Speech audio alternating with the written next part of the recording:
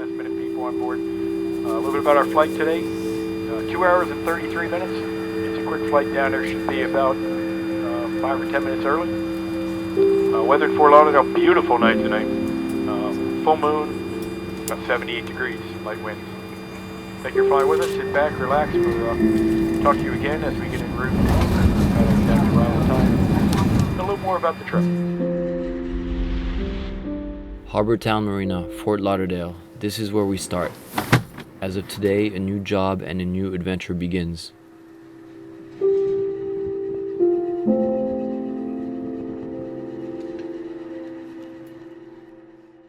I'm part of the crew that will take the sailing yacht Indigo 3 from Florida, down the Caribbean Sea, through the Panama Canal, then sail across the Pacific to Tahiti.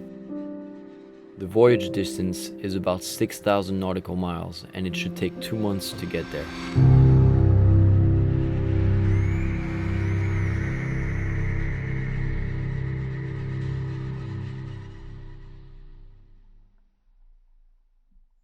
Indigo 3 is a sailing catamaran that is 67 feet long and 37 feet wide.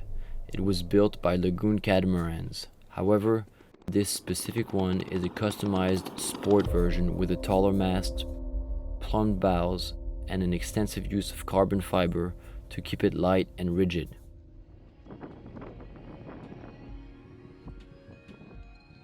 Jean-Claude is the captain. He knows the yacht very well. He and I have already crossed the Atlantic together on board Indigo 3 in 2011. Mark will be part of the crew until Tahiti, and will take command of the boat once we arrive there. He has a lot of sailing experience that will come in handy on such a long voyage. Sterling is the owner of Indigo 3, undertaking a second circumnavigation after 55 years of yacht ownership. I'm the mate, and my second job is to film and document this trip.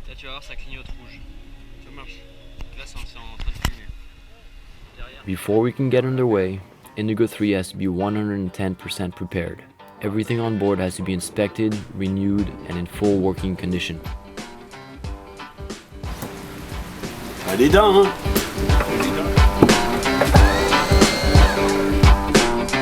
Don't care how long you go, how long you stay. Yeah, good time, sweet man, bring you home one day. But someday, baby, you ain't gonna trouble for me anymore.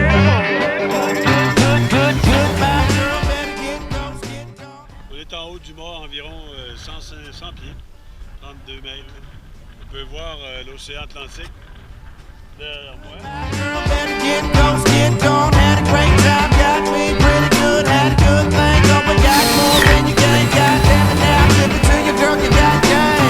Just keep on betting, and the dice don't pass.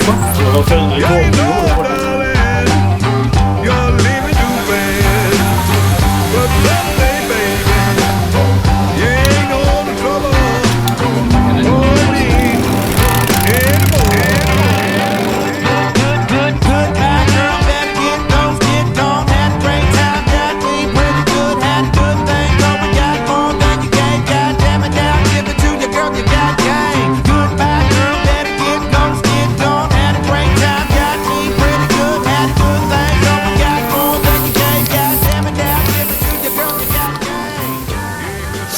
Degrés Celsius. On s'enregistre pas le son qu'on va faire.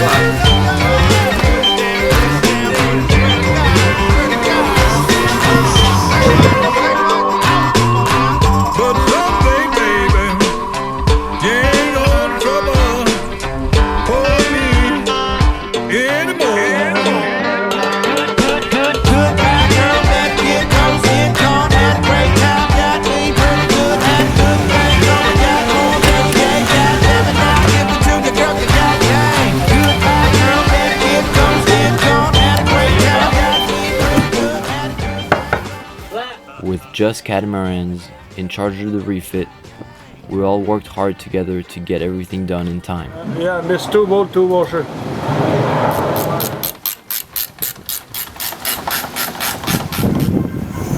Hold up, hold up. We're gonna have to pull that hose. Yeah, you have a British accent and not you too.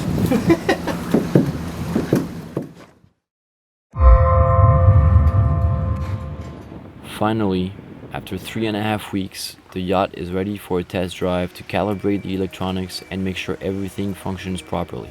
We're all excited to see if the hard work paid off. He's gonna take pictures of the crash.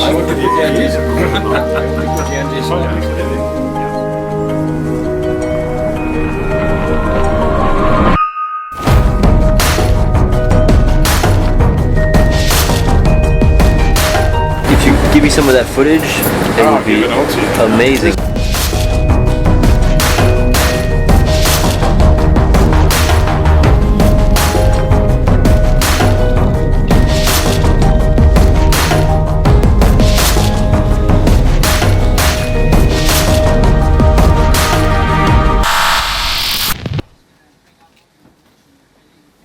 Kent from Just Catamarans brought a drone on board to try and obtain some nice aerial footage, but unfortunately forgot to press the record button on the camera before the first flight. Then, on the second flight, he crashed the drone in the ocean and it sank right away with the footage. Something flew off.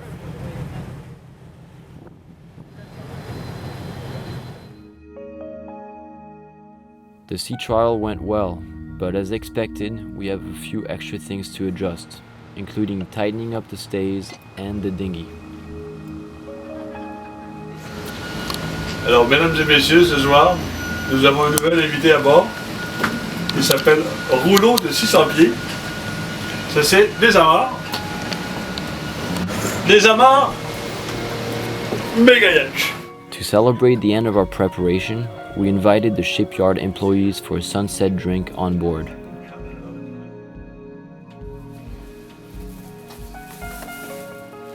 Now, it's time to load up on food and clean the boat. Tomorrow, the voyage begins.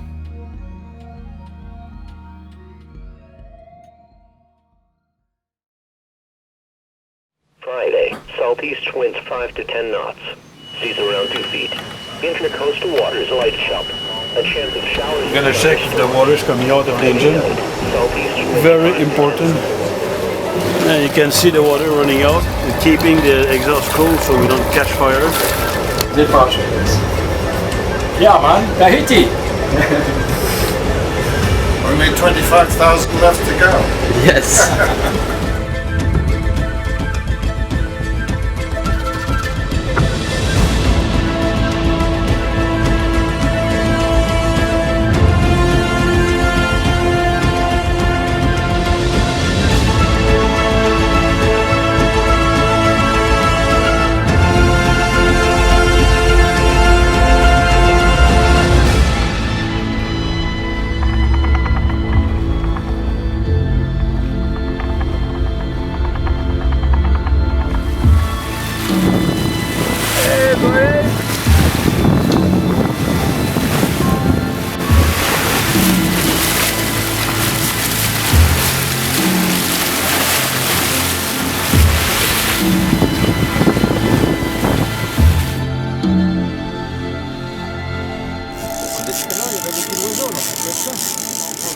C'est-à-dire qu'on mette un petit peu, peut-être une cuvette. Just like a trout, it's only bigger.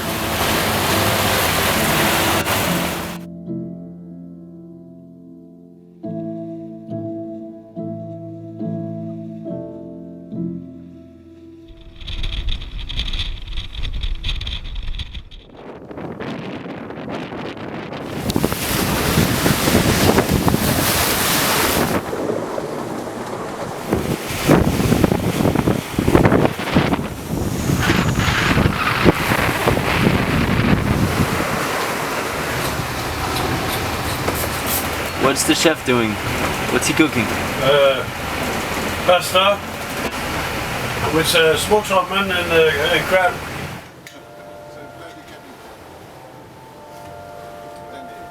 The first 3 days have been rough. Inconsistent weather and headwinds forced us to use the engine to make way. Since we're already running low on fuel, we'll have to stop and refuel on an island in the Bahamas called Great Inagua.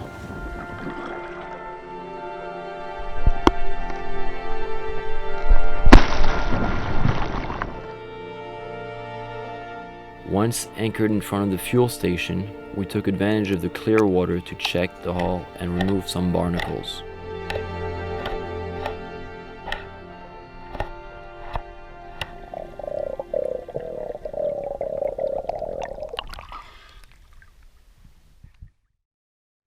The next morning, we entered the sketchy harbor.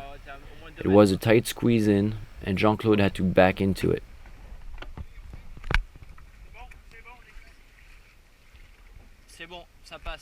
The place looked nearly abandoned, including the pumping station. So, here we are. Great Inagua Principal Refueling Station. Leon has just put in a new hose pipe. Fantastic. I hope it does not leak out before it gets to the nozzle.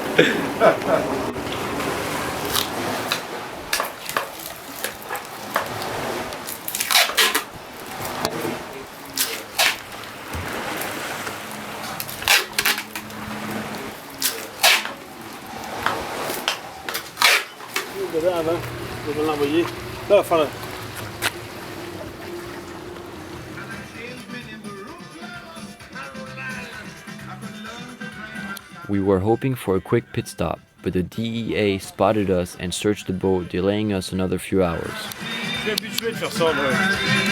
Si quelqu'un veut venir la tenir, là. J'arrive.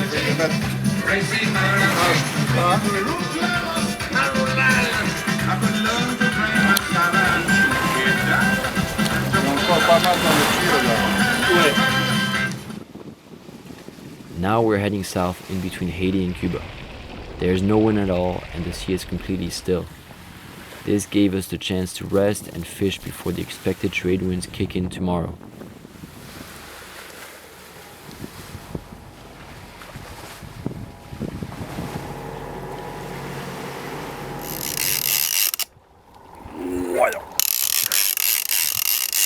Mahi, mahi, mahi!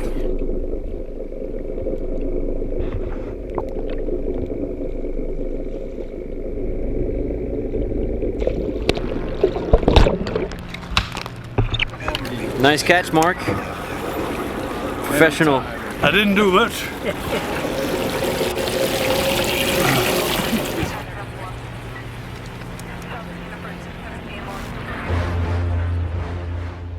The wind arrived on schedule and we're now on a broad reach cruising at 10 to 12 knots towards Panama.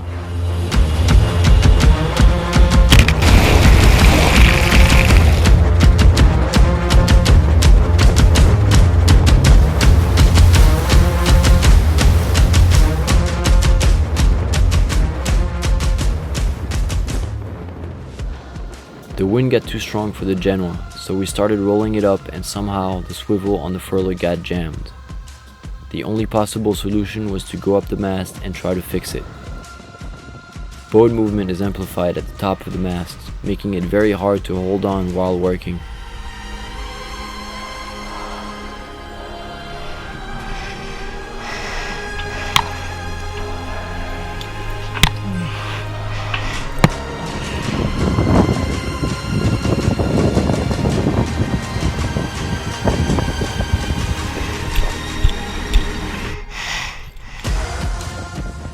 The problem was not repairable, so we had to roll up the massive sail by hand.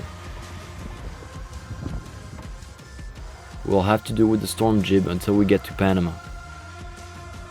Luckily, we had a nice 20 to 25 knot wind keeping our speed correct.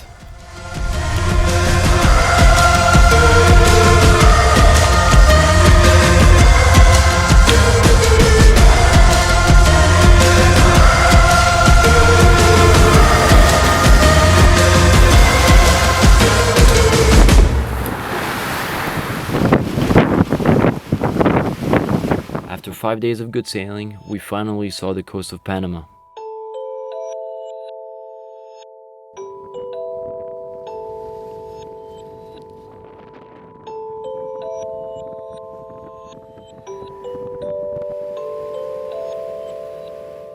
We entered Bahia Limon, surrounded by lots of big ships.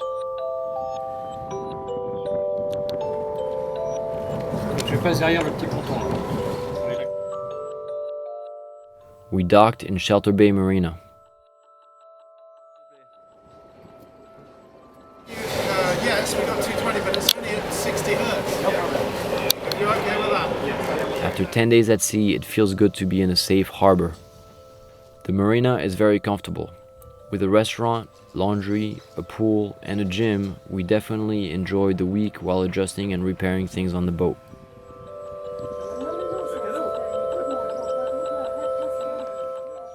Mark's girlfriend, Lulu, joined us for the rest of the trip. She will be cooking and provide us with the woman's touch missing on board. On our way to shop for food, we got a glimpse of the locks we'll be going through next week. The city of Colón is a messy industrial city. This is where we'll be loading up on food for the big crossing of the Pacific.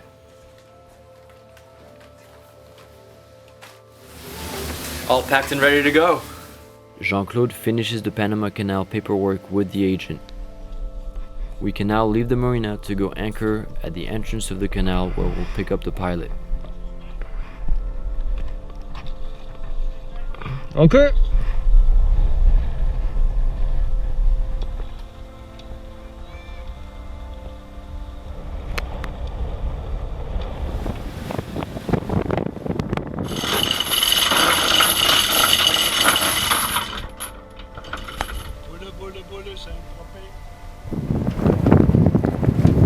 Putting the fenders in place because we're about to enter the Panama Canal lock.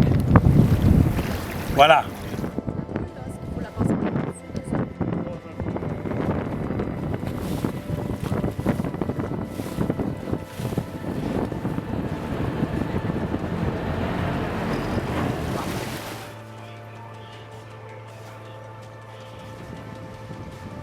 Once the pilot got on board, he guided us through the first locks of the canal and explained to us the procedure to get through safely.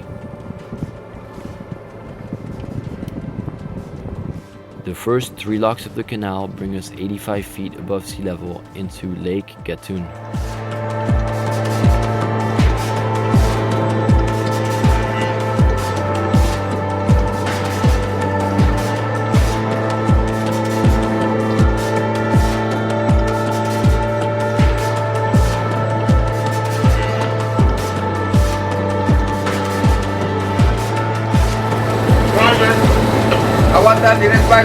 Peut-être il faudra rallumer le feu de pompe.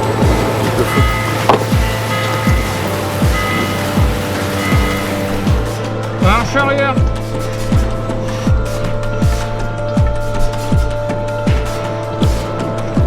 C'est bon.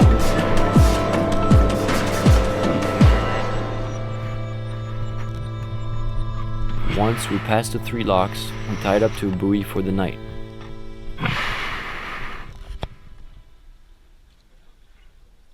The pilot left the boat and a new one will join us at 0800 tomorrow.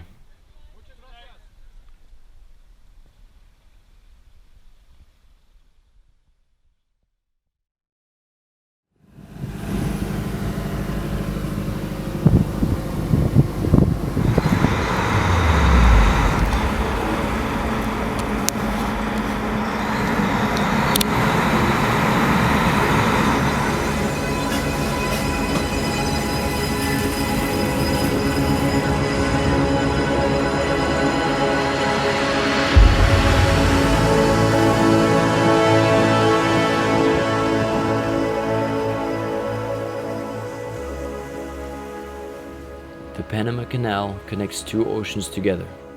Gatun Lake is the inland body of water used to help make that connection. It's also where they obtain the water to fill the 3 canal locks on each side.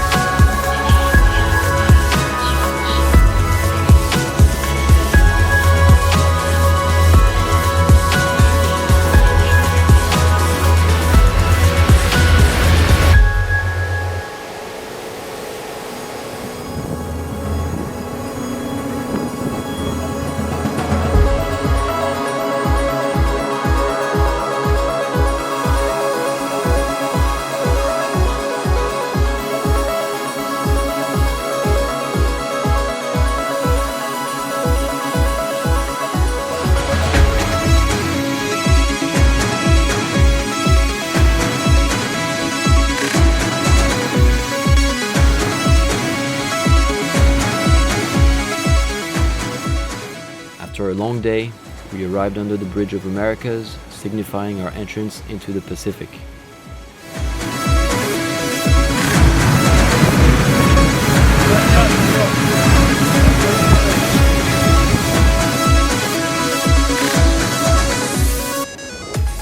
We anchored in front of Panama City and stayed there for one day to do some last-minute food shopping, laundry, and more adjustments to the boat.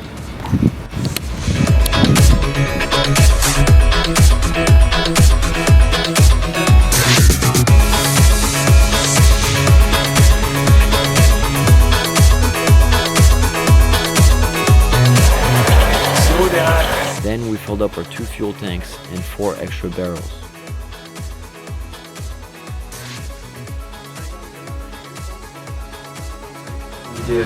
Vos impressions, Alexis? We're filling up to the brim everything we've got because we have a long way to go. Tomorrow we set sails to cross the Pacific Ocean.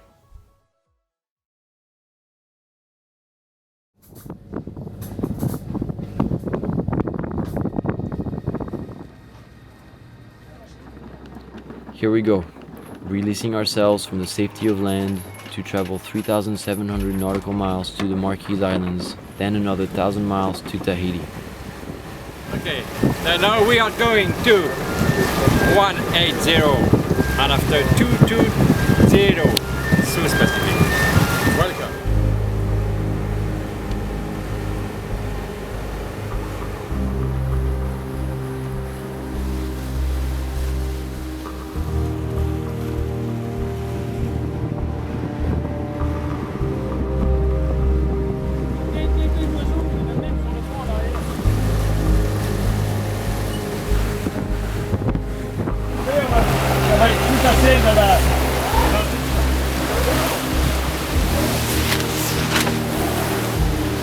Manque encore 20 pieds.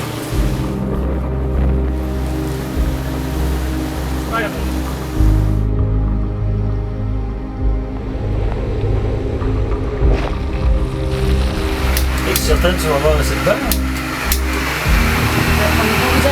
Je peux pas le faire fort.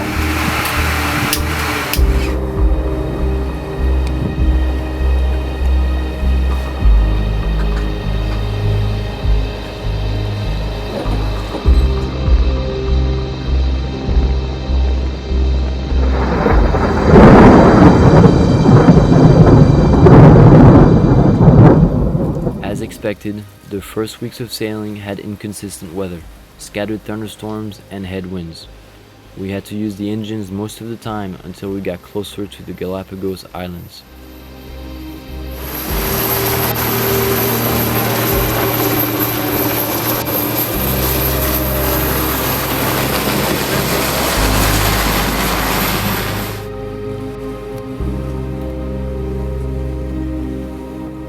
The daily mandatory exercise. Tu veux, regarde, on a pas reçu ça descend pas.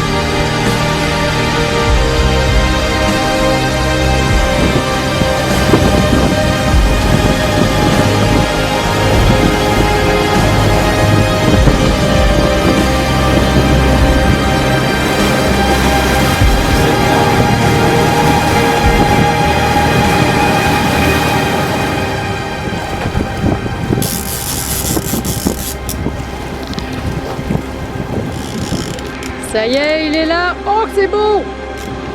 Il va!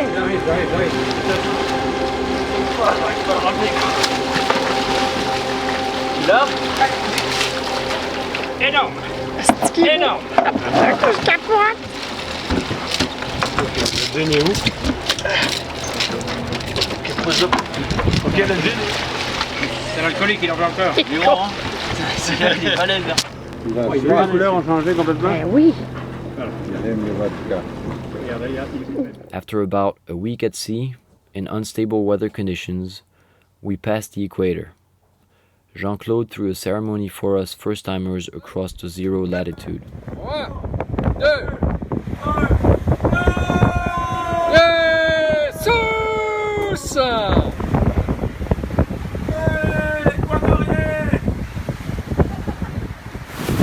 Champagne, Équateur. Yay!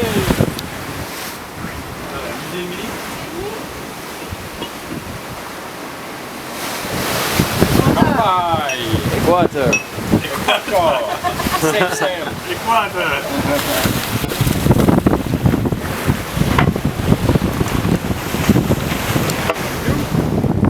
Ici? Vas-y. Vous allez pour... Oui, attends. Oyez, oyez, bravo Jean! On the first day of July 2015, aboard the sailing yacht Indigo 3, appeared at the equator at the longitude 95 degrees 07126 west. Indeed, drinking our Equatorian seawater, you are welcome in the southern hemisphere. Ouais. Now, anyway, one of two.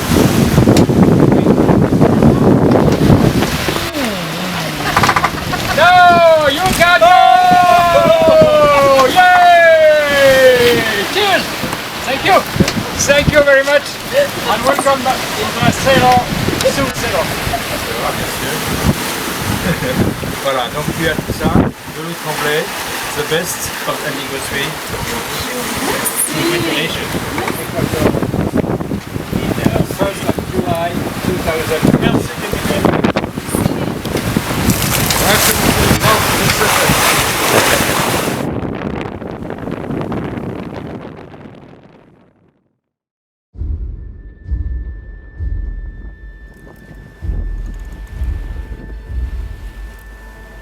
The next day, the wind switched direction to southeast.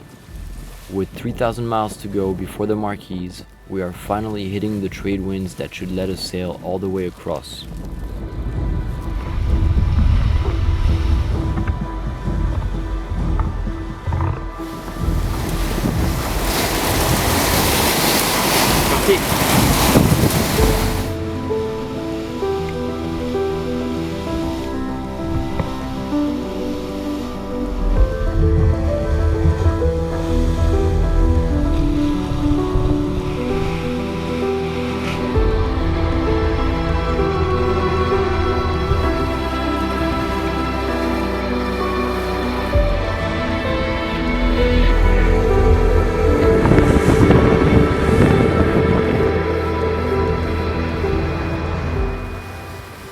The days started blending together as we sailed hard.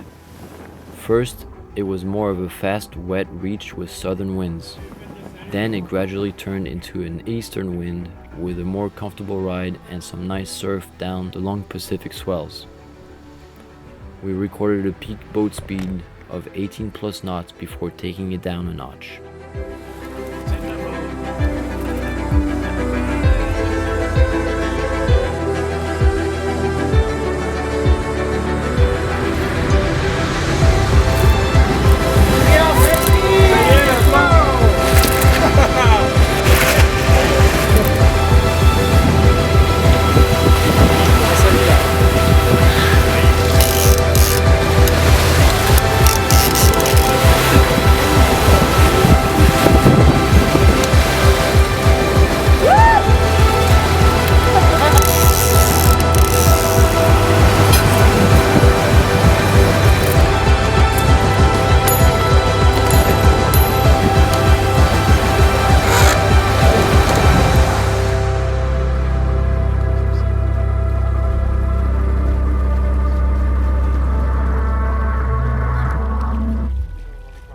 About 17 days into the crossing, we lost the wind. The ocean became smooth like a mirror, with 700 nautical miles to go. We endured a couple days barely moving forward. No wind.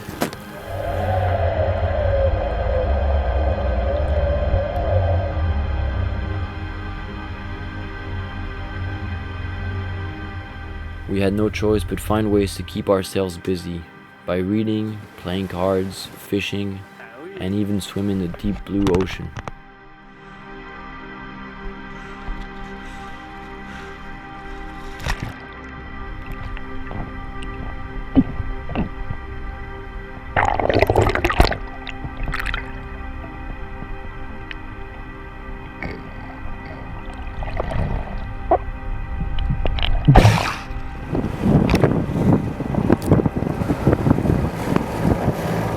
Then a front came through and brought the wind back. We were once again sailing fast with only a few hundred miles left until land. After 20 days without seeing land, Lulu is the first one to spot one of the Marquesas Islands.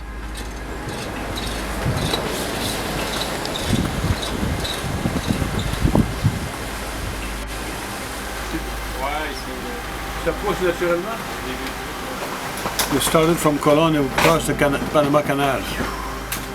And then from Balboa, we sailed offshore, first south and then southwest, and headed just north of the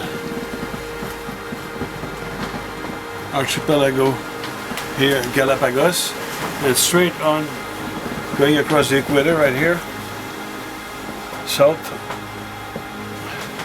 all the way to the Marquesas here, 3,900 nautical miles. A very, very long trip. The plan is to do a 24-hour pit stop to reload on fuel and veggies in the main bay of Nuku-Hiva Island.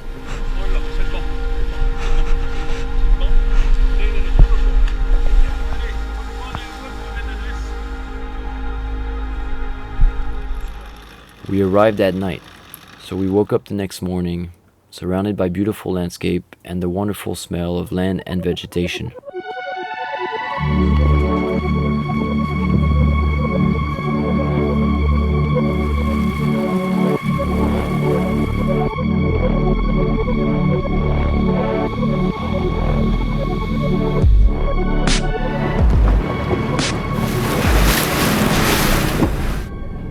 Unfortunately, the stop was short and went back out to finish the final leg of the trip. Next stop, Tahiti.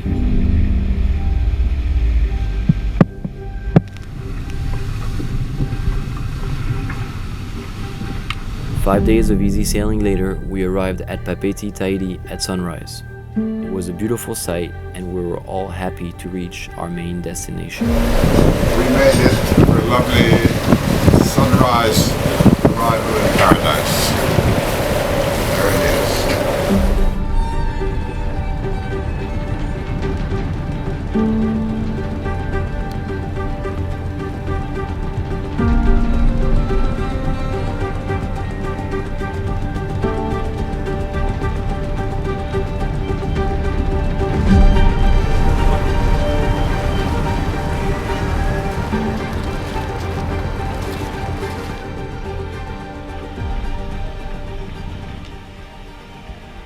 To finish off the adventure, we will reload on food and welcome some of Sterling's guests on board to travel the next 2.5 weeks through the neighbor islands of Tahiti. After such a long trip, it's finally good to arrive in paradise.